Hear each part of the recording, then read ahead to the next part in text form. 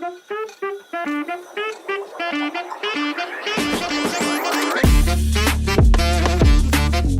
get into the session. So we would like to know you because you have started your career as a marketing manager back in 1995 and traveling your ladder to a CEO of a company. Help us to deep dive through your own words how your career journey has been gone through. And we as an educator really wanted to know how a mentor in your life had shaped your career. Okay. So maybe I should let me answer or start the answer to this question with a question to all of you. How many of you believe that to progress in life, you need to be perfectly well planned, year 1, year 2, year 3, I do this, year 4, year 5, I do that, year 10, I do that. How many of you believe that that's the way to go? Absolutely no. No. No. All of you? Okay. I didn't expect that answer. So that's good actually. Because that's the reality. When you kick off your life, your career, and I'm using both words, life and career, because career alone is not life. Yeah. There's a life apart from career as well, and one needs to take care of both. You really don't know where you're going to land up. You don't know what's going to happen in 5 years. So the most important thing is to be prepared for the unexpected. And in your mind, be open and be agile. This is one very important thing. I guess when I started my career, the world was still very slow compared to the pace at which the world is moving today. I would say today the pace of change is like 5x compared to what it was in those days. Yeah? From every point of view, geopolitically, economically, from a technology standpoint, etc., etc. So, very simply put, being open, being agile, and learning continuously. This is the most important thing. Yeah? If you are thinking that, okay, right now I'm at SNS and I'm learning something, and one day I'll finish and I'll be out of this place, and after that the learning is going to stop, I'm just going to do things, you're completely wrong. Because the learning is the most important thing that needs to be lifelong. You will grow. How will you grow? Sorry. No, can you not answer? I want them to answer. How will you grow? Maybe by experience. So someone says experience. She said learning, but already said that. But I want a deeper answer than that. Taking risk. So taking risk. Know the unknown. Sorry? Know the unknown.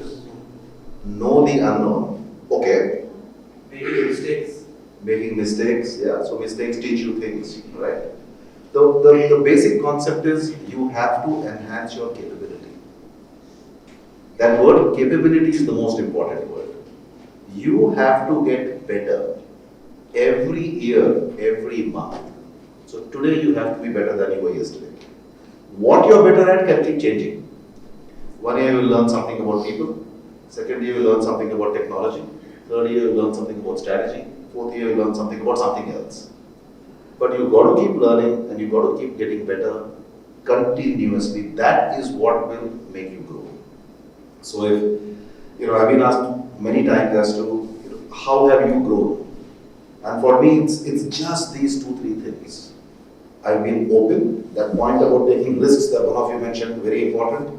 The point about making mistakes. Yeah, don't be scared of making mistakes. Mistakes are stepping stones to success. The people who don't make mistakes are the people who don't try anything.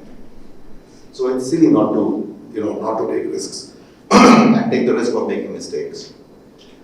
Continuous learning. I think since probably 1995 itself when I started working, and even before that, I try to read at least 6 to 8 books a year. I wish I could do 20. Some people actually do that, but 6 to 8 is good enough, as long as you choose carefully. That's been my source of learning. I don't look at my boss, I don't look at the organization that teach me. I look myself. You have a vision for yourself, whatever that vision is. Yeah? You may want to be a dancer, painter, corporate executive, entrepreneur. That's your choice, whatever you want to be. But make sure you're learning, make sure you're growing. Third, and very importantly, you have to learn to work with people. Right? Unfortunately, all of us nowadays, our best friend is who? Our smartphone. So, yeah, I think that's our best friend nowadays. This is a problem. Yeah, I love Steve Jobs for inventing the smartphone, but I also hate him for inventing the smartphone. Because I think this is one of the most distracting things for us today. It doesn't allow us to focus in a consistent way and in a perseverant way on things that matter. And somehow I see people, and not just in the young generation, not just among all of you or your juniors, I see with everybody.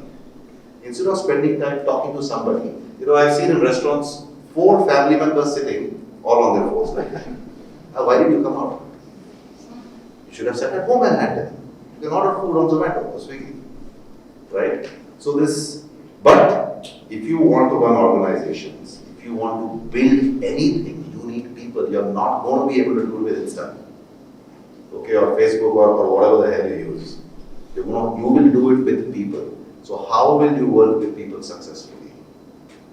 And you will work with people in 2 ways. You will work with them at peer level. So you'll be a member of a team. Whatever you are, even if you're a board member, you're a member of that board. There'll be others as well. And you have people to manage. And you need to become very good at this. And this is an art and a science. There's a lot of technicality behind it, on people management, yeah, including psychology and principles of management, etc., etc.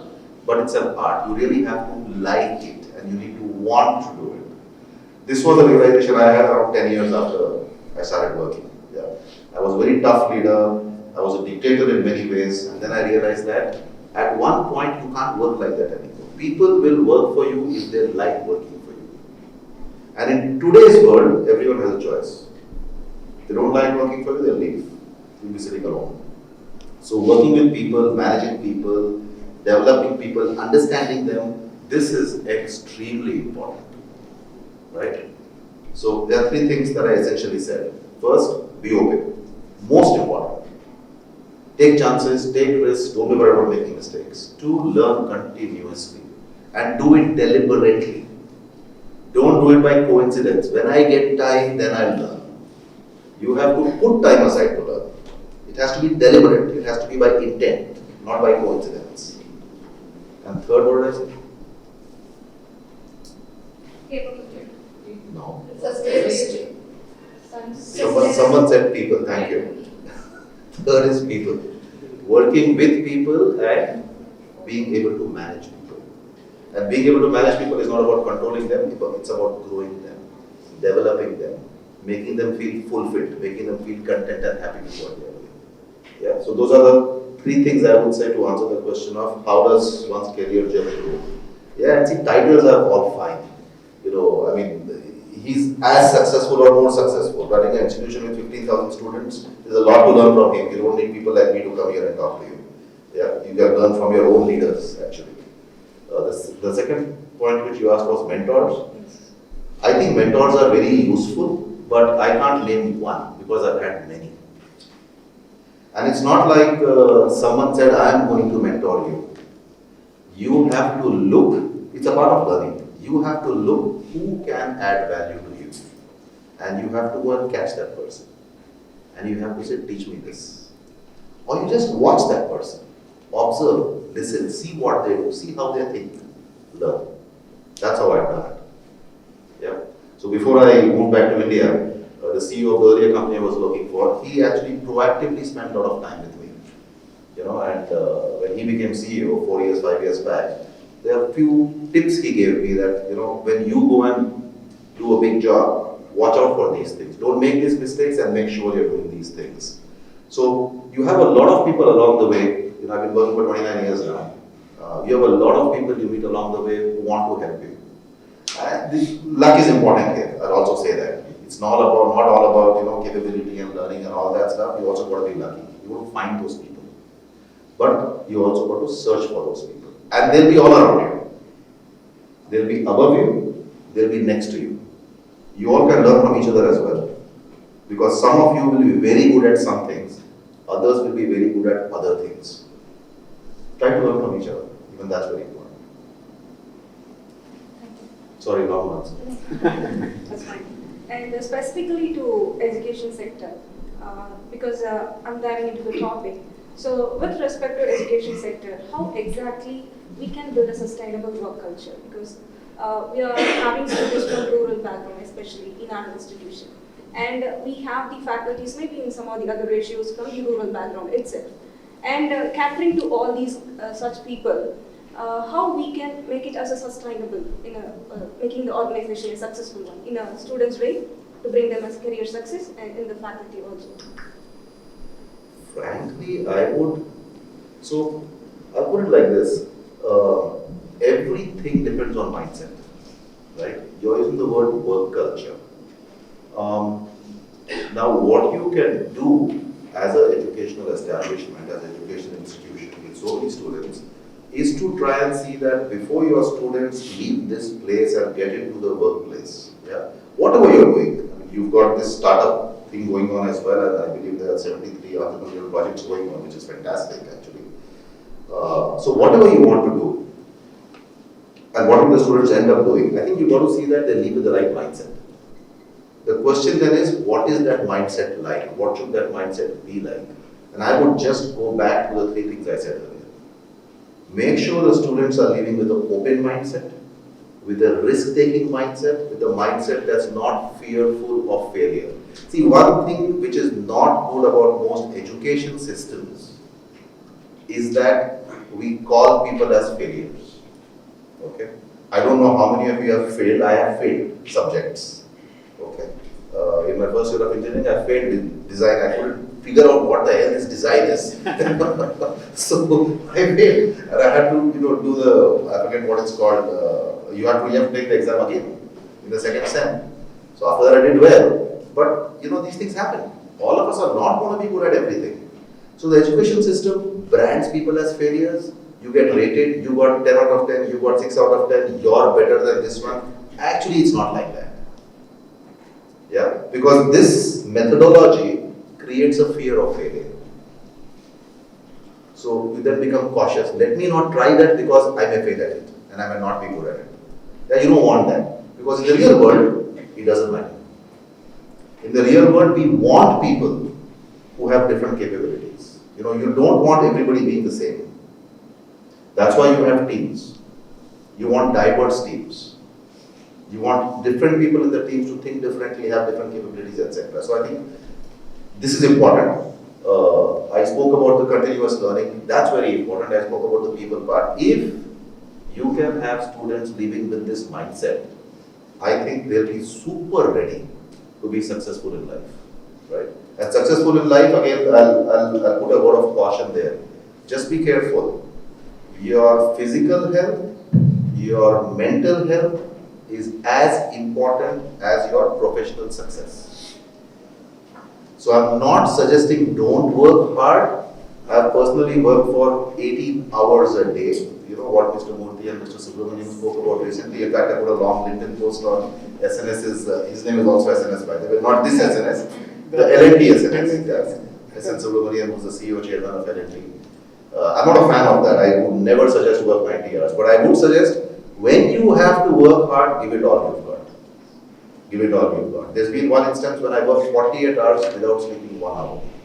I've actually done that in a factory. Okay? That doesn't mean you do it every day. So there is no substitute for hard work, I'll tell you that. Sometimes it's just the sheer work and effort that you can put in. So you'll have those times as well, and you'll have to do that as well. But medium term, be careful, don't compromise your physical and mental health. That's very important.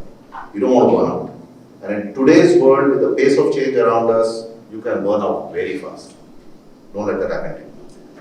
I'm glad you mentioned about having an open mind, learning continuously, taking risks. As I was telling you, I'm glad that the people here are listening to such words from you, because our vision is to develop an entrepreneurial mindset. And it's a happy reiteration for these people here to understand, listening from a leader like you, that we are on the right track. Thanks for those things. And moving into leadership roles. So I have seen many articles of you, and particularly inciting about how a leader should be, and those videos of yours. And It is like it is a survey from McKinsey saying that transformational leaders, those who inspire, challenge, and develop their teams, are 5x more likely to build a healthier, like a high performance when compared to the conventional ones. And to be a leader or for a leader, being mindful is one best quality.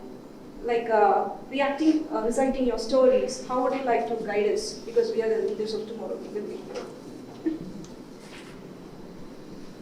So let's think of it like this.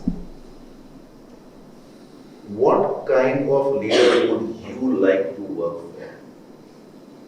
If I can ask you that question. Let's start from there. No, share your thoughts. Democratic leadership. Democratic leadership, very good. So democratic means you have a voice. Yeah, you want to work for somebody who gives you a voice, who is willing to listen to you, and not just shut you up and say, no, just do what I'm telling you. Very good. Number one, democratic leader. Delegation of authority. You want someone who delegates, right? Who's not trying to do everything himself or herself, but is telling you, you're good at this, why don't you do it? And do it however you want. Just let me know later if it gets done. What else? Permitting to try new things, even if it gets failed, they support us. Okay, whether we can learn from some failures also. Both the points that you made are extremely important. First, you said permitting us to try new things. And second, supporting us when we fail. They are not beating us up. So, very important. Great, that's a third point. One more. Empathizing people. Say it again. Empathizing. Empathizing. Fair enough. Empathizing is very important. I'll add one more very important thing to everything that's being said. Someone who's willing to help you grow and develop. Yeah. I think this is the kind of person you would like to work for, right? So when you are thinking of becoming a leader, these are some simple things that you need to keep in mind. What is a leader? Let's talk a second about that. What's your definition of a leader? Someone who stands back behind the team and watches what he is. Uh-huh. This sounds quieter. Could be like an energy person who's always filled with energy to push us towards Someone who's filled with energy. Who pushes us? towards the success. Pushes us towards success. Okay. A leader creating more leaders. Leader creating more leaders. Here now, so this side, give it a minute, because this side has decided to let you do all the work and they're just watching happily. We normally punish those leaders. So, what's the leader aspiring? Who can guide us towards the path? Who can guide you towards the path? Uh-huh. So, there are multiple definitions of leadership. Okay. I have evolved one myself. I call it DAC. Direction, alignment, commitment. Now let me tell you what this means. Direction means the leader is someone who, along with the team, along with the people, so democratically, is able to figure out where we need to go. This is important. This is the job of the leader. Again, together, you are not alone, not just saying, I've decided this, now follow me. Because in today's world, if you do that, you'll be walking alone, everybody else will go off somewhere else. Yeah, you can't do that. People have to believe in the direction that's being set, and it's best to involve them in that direction. The second, I said alignment. Alignment means making sure that the people agree with the direction. So it's a part again of the democratic leadership concept, right? Make sure that people agree with you and people are willing to follow you. And the third, I said commitment. What is the meaning of commitment? And what relevance does it have here? Responsibility. Can you not answer? Accountability. Not exactly. The belief on what we have framed. Not exactly. If I say I want your commitment, what does that mean? Responsibility. Dedication. So, kind of. Yeah, that's more like it. All of you have a brain. All of you have a heart. Sometimes are there situations when your brain tells you to do something. Logically you feel this should be done. But emotionally you feel you don't want to do it. Have you experienced this? Yes. So this happens all the time. And if you want people to follow you, they need to agree with you both with their mind and their heart. Never forget this. We sit and work on computers the whole day and we play with that phone, that stupid phone the whole day, right? But when you're working with people, they are not a computer and they are not a phone and they are not a machine and they are not a robot and they are not AI. They are human beings. They have a mind and a heart. Don't assume that you will just appeal to people's minds and they will follow you. You will have to appeal to their heart. You will have to emotionally connect with them. They'll have to believe from here that this is the right thing to do and I will do what this person is asking. Or I will do what I agreed to do together with this person. That's commitment. So many a times, leaders or organizations feel that I laid out the strategy, I developed the strategy in my 9th floor conference room. I spent 3 months with 6 people, with my board members, CEO, CXOs, and now I'll go and announce the strategy. This is what we are going to do and we are going to become a great company in the next 5 years. You didn't ask anybody, you didn't tell anybody, they don't understand what the heck you're talking about, right? And you expect that the whole company now, 5,000 people are going to follow this. You didn't align them and there's no way you're getting their commitment. So how is it going to succeed? And that is why many organizations and many leaders fail. They don't understand this very basic thing. And then of course some leaders also get arrogant. See, power is a very dangerous thing. There are some people who actually believe that the higher they go, the smarter they become. They actually believe that.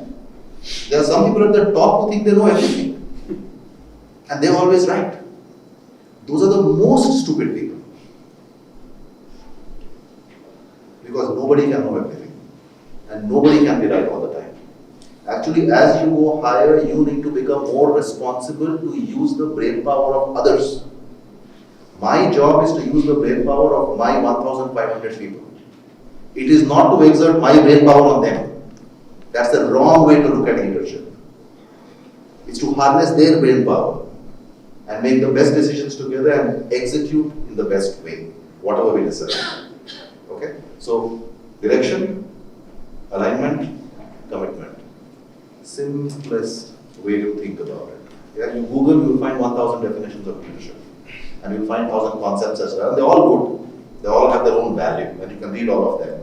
I'm just giving you a very simple formula to follow, which I have personally followed fairly successfully, I would say. Maybe we should call it the Vishal framework. I actually plan to write a book in the next 5 years. I'll take your help. One condition that he laid in the short discussion that he had, I should take more time.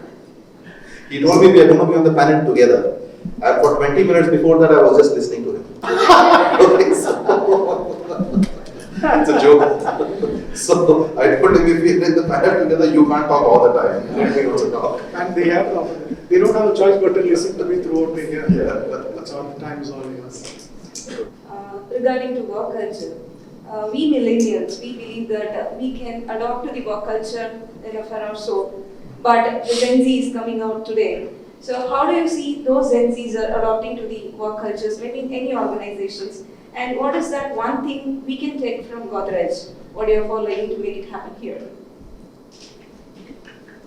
How many Gen Zs here? I have to be careful how I answer. I will not reach the airport otherwise. She is a teacher, so probably she has to live with them every day. Yeah. The Gen Z. So that's what she's trying to do. Yeah. Even in the workplace and So, yeah. See, let's first, level set on what is work culture. What is work culture? What is work culture? What is organization culture or work culture, whatever you want to call it? What is it? What is culture? You can't answer, they have to answer. When he said more, Beliefs. So that is one right word. What is culture? She said beliefs. Anybody wants to add anything else? Values. Very good. Are you a teacher as well? Okay. Product managers. Anybody else? Ethics. So ethics is a value. So culture, whether it's work culture, organizational culture, or country culture, or whatever you want to call it, yeah, institution culture. Culture is basically a set of beliefs, values, and rituals. All three are important. Okay, beliefs, what do we believe in? Values, how do we make decisions? What is the value system based on which we make decisions? Rituals, what are the things we do? How do we do things? What are the things we practice and do consistently? Very simple. In the school, every day morning, at least in my school, yeah, when I was growing up, we used to have a prayer meeting. One day we used to sing Sare Jahan Se Acha, one day Jana Gana Mana, one day something else. Okay? Ritual. So, that's how you form culture. Organizationally, culture is the way people work together, which is made up of these rituals, these beliefs, and these values. Okay? So sorry, just go back to the question once more. The question is like, we millennials, we believe that we are... The Gen Z piece. So now when you think about it like this, frankly, whether it's Gen Z, millennials, boomers, or whatever you want to call them, now Gen Alpha is coming, which are right now 9 years old, and soon they'll be out in the workplace as well. It doesn't matter. You still want to have a certain kind of culture, because culture is what will make you successful, right? The best strategy can fail if it is not executed with the right culture in the team. So culture, Warren Buffett's saying, culture eats strategy for breakfast. Very true, I completely believe it. And I worked in, so if you look at my last 25 years of work before I joined Godrej, I basically worked with 3 companies, G, Diversey and Ecolab. Now, G was a short stint, 4 years. Diversey I worked 12 years, Ecolab I worked 10 years. I never did a job more than 2.5 years, that's my average. A role, sorry, not a job, a role. They kept changing my roles. You know why? Not because I was doing a bad job and messing things up, because I used to finish pretty fast. And the way I think about it is, I don't do jobs, I go on missions. So you give me a role, I'll figure out what needs to be done here, I'll get it done.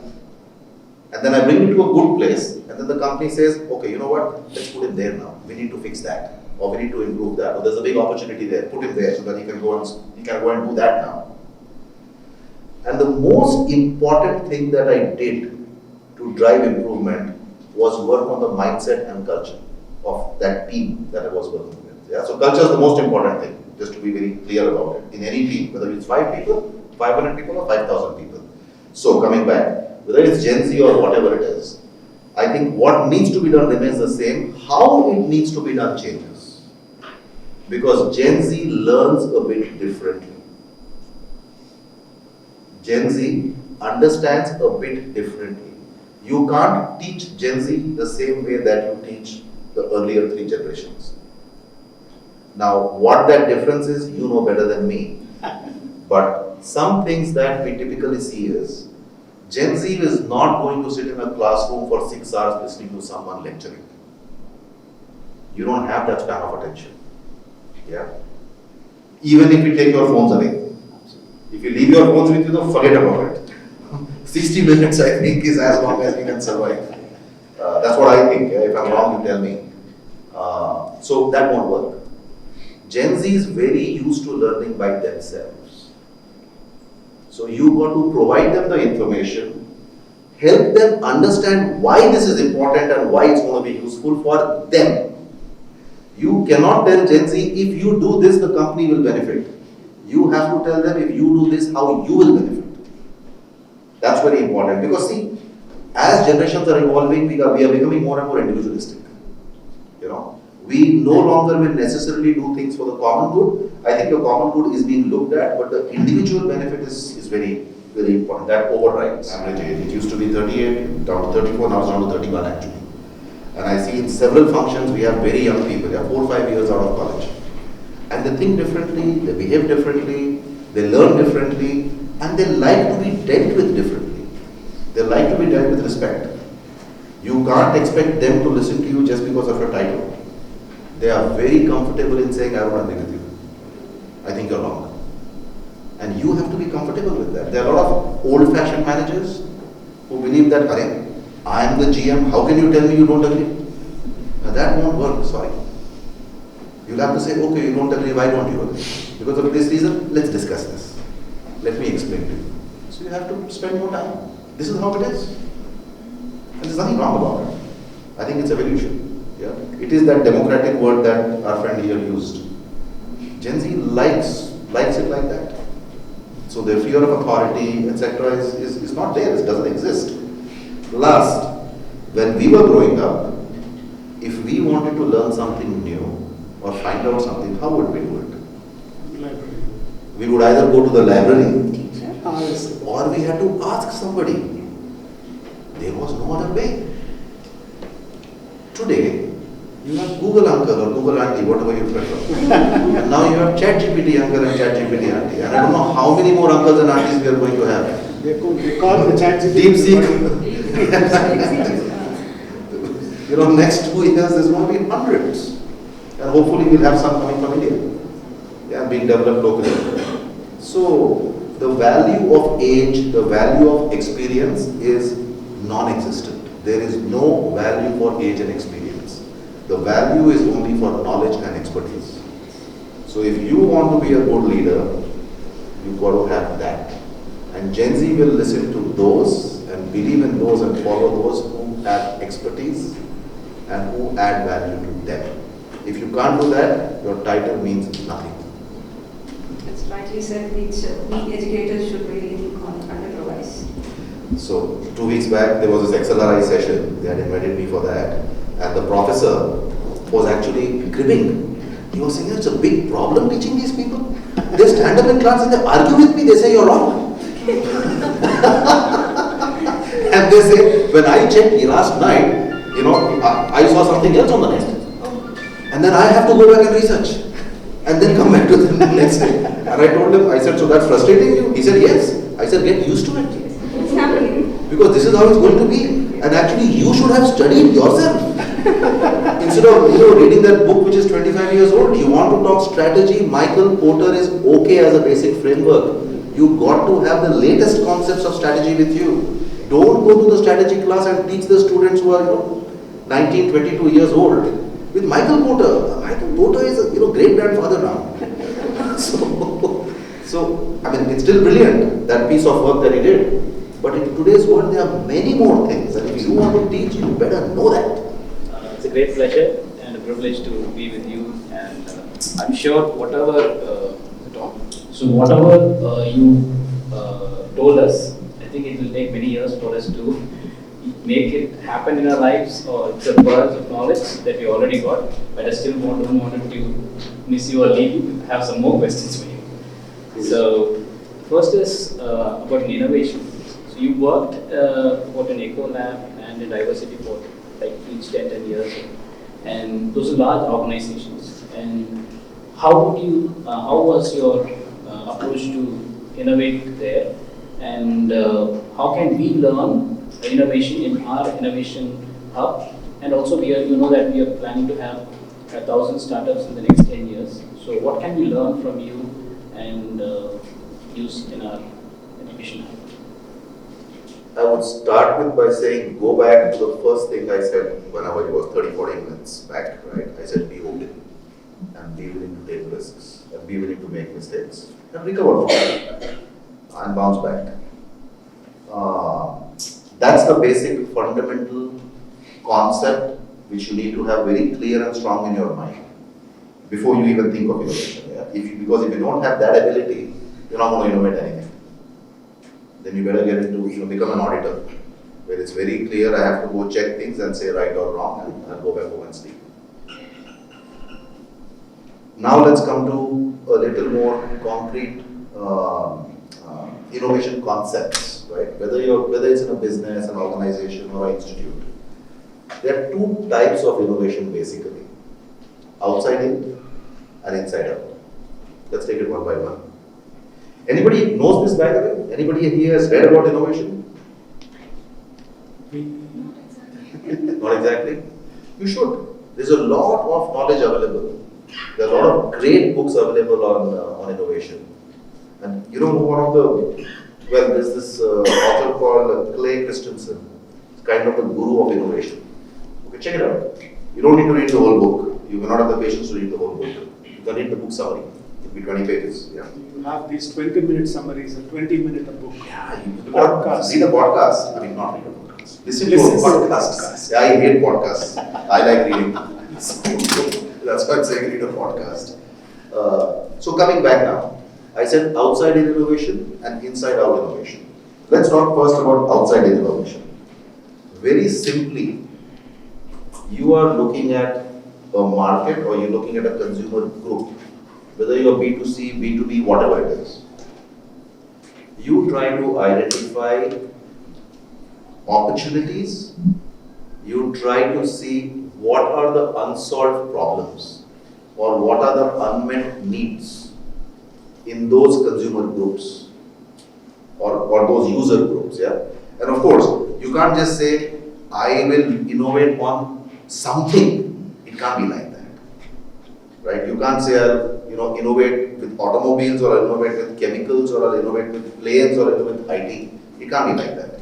You'll have to narrow it down. Yeah, based on your area of expertise, based on what you understand, or based on what you're interested in and you're passionate about. So once you define that and get the guardrails a bit closer, yeah, you narrow your thinking funnel and your focus area. Then you look for those unmet needs. You look for those problems that are happening there. What are the problems that these people are not able to solve? That group, that organization, those processes are not able to solve. You try to identify that. There are many ways to do that now. Companies do market research. That's why you have market research companies. Yeah. Some market research is done to assess current situations. A lot of market research is done to identify opportunities. Okay. And so you do that. Once you identify that, you now come back and see, can I build this? So I identified 4 problems that consumer segment or that consumer group is not able to solve. Can I find a solution to that? If I find a solution, great. I build it, I prototype it, I go out, I test it successfully once, twice, thrice.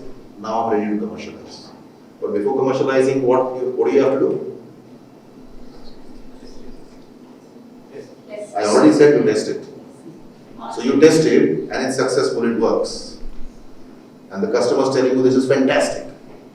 Now what do you need to do before you launch it? Launch. You want to make money or you don't want to make money? Feedback. Huh? Feedback. So feedback you got. I'm saying the customer is saying this is great, it works. Understand the market value. Pricing. So pricing, more important. So pricing is a part of it. You said market value. So it's essentially, am I going to make money doing this? Because the customer loves it, this is great, I'd like to buy it, but I'd like to buy it at 2 rupees, whereas your cost of manufacturing is 6 rupees. How will that work? So if your cost of manufacturing is 6 rupees, you're going to have to sell it for at least 10 rupees, 12 rupees. So you got to work out the commercial viability. A lot of innovations never reach the market because they are not commercially viable. Let's just talk of a simple thing, sustainability. Everybody understand what sustainability is? Green, biodegradable, natural, organic. How many of you are prepared to pay more for something that's green? The premium is 25%. How many of you will buy it? Hands up. 1, 2, 3, 4. 4 hands went up out of probably 40, 50 people in this room. Less than 10%. Okay. This is the reality. The whole world is talking of sustainability. We are having this conference, that conference. By the way, for these stupid conferences, there are 80 people who come in private jets. Okay, and they jam the airport and think of the greenhouse gas emissions they are emitting because one guy comes from the US in his private jet instead of taking a first class ticket on an airline where his carbon footprint will be 100th. This is the, I don't know what word to use. This is the fraud that actually is going on today. Anyway, that's a different thing. So you have to look at the viability, right? Once you establish the viability, now you're ready to go to market. So this is outside in innovation. I'll repeat, you scan, you identify areas, you innovate, solve problems, unmet needs, and you created something, you establish the viability, now you take it to market. Simple, right? Nothing too complicated about this. Now there's something called inside-out innovation. What do you think that is? Just think, very simple. I'm saying inside out. Creating a product and just delivering it. And how do you figure out what to create? Based on the needs, Sorry? based on the needs that provides. So now this is what we call as blue sky thinking. Okay? This is what we call as blue sky thinking. This is unconstrained creative thinking, where someone gets an idea saying, if I could create something like this, I think people would like it. You getting me? So mobile phones existed before the smartphone. But somebody thought, if I can actually have the songs, because that time that's how the first iPhone was, right? So the first smartphone was. Like if I can have music, phone call and email in the same device, I think there's a market for it. And the first smartphone, which was iPhone 1 or whatever it was, got invented. However, the leaders at that time, which you all may not even know, there was a company called Motorola. Yeah, you know. There was a company called BlackBerry. Yes. There was a company called Nokia, which today all do different things. BlackBerry is still somehow trying to survive. I don't know why. They should give up. Nokia and Motorola changed their business model. They got out of the cell phone game. Motorola still launches some, I don't know, some phones here and there. But these people actually said, no way. This stupid thing with just a screen, it doesn't even have buttons. I had a BlackBerry and I loved my BlackBerry. It was like my pistol, you know. I actually had a holster here where the BlackBerry was there. And in the airport I used to do ch-ch. And people used to say, wow, this fellow has a BlackBerry. So even I was like, I'm never switching to a smartphone. I mean, this is crap. How do you key fast? I need to type emails and respond to people. And then what happened 5 years later? The whole world changed. Yeah, and then you have Samsung coming in. Then you have 5 other Chinese players coming in. It's still a very small market now. If you look at the top 5 companies, there are very few in the smartphone game. And what happened to Motorola? What happened to Nokia? And what happened to BlackBerry? Right? Nowhere. And they were the leaders in the market before the smartphone. This is inside-out innovation. Someone thought there will be, if I make something like this, I think people will like it. This is blue sky thinking. This is risk taking. So innovation is not always, let's do a big market research, let's identify, let's do feedback sessions and then decide what to do. There needs to be a good element of inside-out thinking as well. There are a lot of entrepreneurs who do this very successfully. Our friend Elon Musk, he wants to send people to Mars, first moon and then Mars. Now, who would have thought about this? I don't think he did a market research that people told him, we want to go to the moon as a tourist. I mean, frankly, even if he built it, I'm not going. I don't know what the hell's going to happen when you go to the moon, right?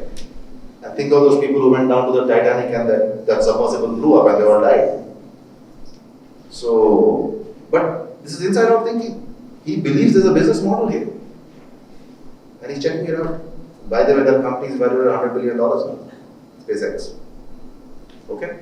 So, this is how you do innovation, basically. But most importantly, go back to the first point, be open mind, risk taking, don't be scared of failures, don't fear failure. That doesn't mean you have 200, 2000 failures and you keep failing only all the time. Okay, you have to succeed sometime. So if you fail 10 times, think about something else now. Okay, don't bang your head against the wall. Your head will break, the wall will not break.